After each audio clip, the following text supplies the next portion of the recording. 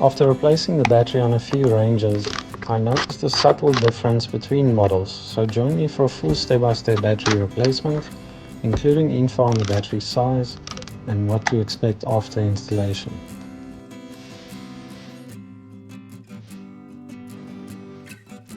Before working on anything else, it's good practice to disconnect the negative terminal first, which is the smaller of the two terminals, and then the positive.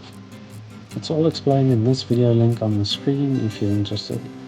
Now tuck the cable away unless you like sparks or an unplanned fireworks show. On the positive side, disconnect this grey connector. It will have some sort of locking pin to release, but can differ between models.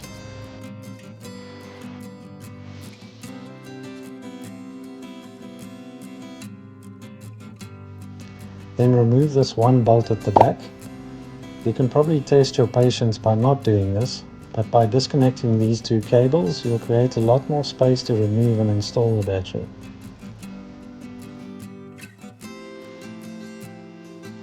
Now you can loosen the clamp nut on the positive terminal, so this whole junction box can lift off the post.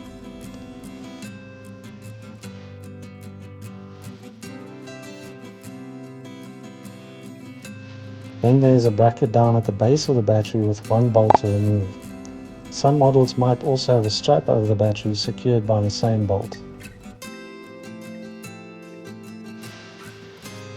These brackets are prone to getting stuck, so shifting or lifting the battery should break it free.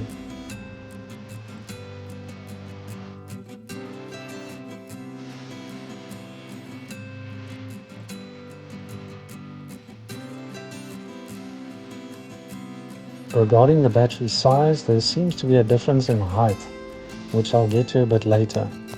For now, install the positive clamp first and then the two cables that were removed earlier.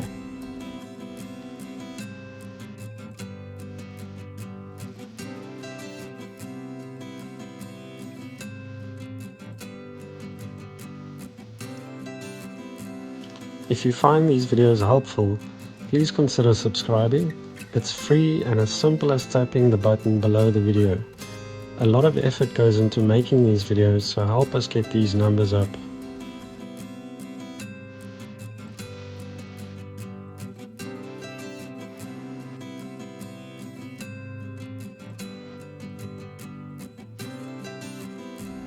Now the bracket can be installed, and lastly the negative cable.